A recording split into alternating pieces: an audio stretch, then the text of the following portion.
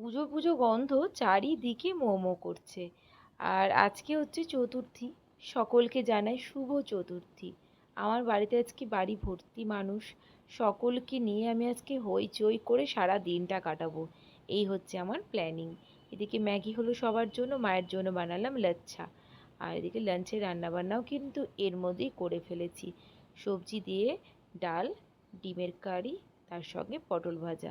প্রথমে ঋষিকে খাইয়ে নেবো, তারপর আমরা বসবো লাঞ্চ করতে। ওর তো মা একদম দারুণ করে গুছিয়ে দিয়েছে। সকাল থেকে আজকে এই পর্বই চলছিল।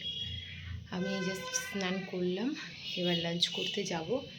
আর আপনারা দেখে নিন আজকে আমাদের ঘরদোরগুলো কীভাবে মা একদম টিপটাপ করে গুছিয়ে দিয়েছে। বিছানাপত্র তো আমার ক্লিন থাকেই সব সময়তেই, তবে যেটা মা বিশেষ কাজ আজকে করেছে, প্রতিটা ঘরেই সুন্দর সুন্দর ঠাকুরের ছবি লাগিয়েছে।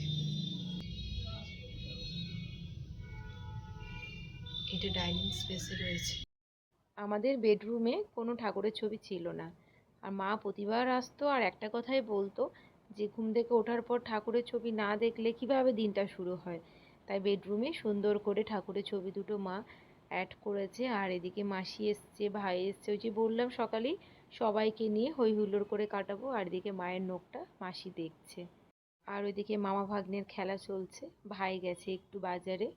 মাসি কিছুক্ষণ বসেই চলে গেল, তারপরে আমরা রেস্ট নিয়ে এবার মা আর মেয়েতে বসবো চা খেতে। আর তারপরে একটু বেরোবো। আর এদিকে মা ঋষিকে নিয়ে সেই কখন থেকে আপেল খাওয়াতে বসেছে, তার খাওয়ার নামগন্ধ নেই। আসলে বেরোনো মানে ওই একটু কাছে পিঠে ঠাকুর দেখবো বলে ঠিক করলাম। আর তার আগে যাব হচ্ছে একটু অন্নাসে, কিছু মুদিখানা জিনিসপত্র নেওয়া রয়েছে। আর এনার কাণ্ডটা একবার দেখুন। অনেক জিনিস যেহেতু নেব, মাও নেবে আমিও নেব, তাই দুটো বালতি নিয়েছি। তো এই ঋষি কী কাণ্ড করছে, মায়ের জিনিসগুলোকে জিজ্ঞেস করছে যে এটা কি মা তোমার, তুমি পাচুন্দি নিয়ে যাবে। সেগুলো আলাদা বালতিতে সুন্দর করে রাখছে। আর যেগুলো আমাকে জিজ্ঞেস করছে যে মাম্মি তুমি কি এখানেই রাখবি, সেগুলো আমার বালতিতে রাখছে। যতক্ষণ বাজার করলাম ততক্ষণে ঋষির এই কাণ্ড কারখানাই আজকে চললো। বাজার কমপ্লিট করে বাড়ি আসলাম। আর বাড়ি এসে মায়ের জন্য বানালাম গরম গরম পরোটা আর তার সঙ্গে লাচ্ছা। দিনের বেলা তো মা লাচ্ছা খেয়েছিল।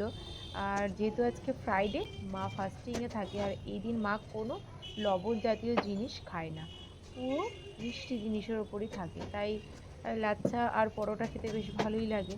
তাই বানালাম লাচ্ছা আর পরোটা। Dinner complete. আর আমাদের ভাই বুনুর ঘোরাঘুরির পর্ব শুরু হলো। আমরা এখন চললাম আইসক্রিমের দোকানে।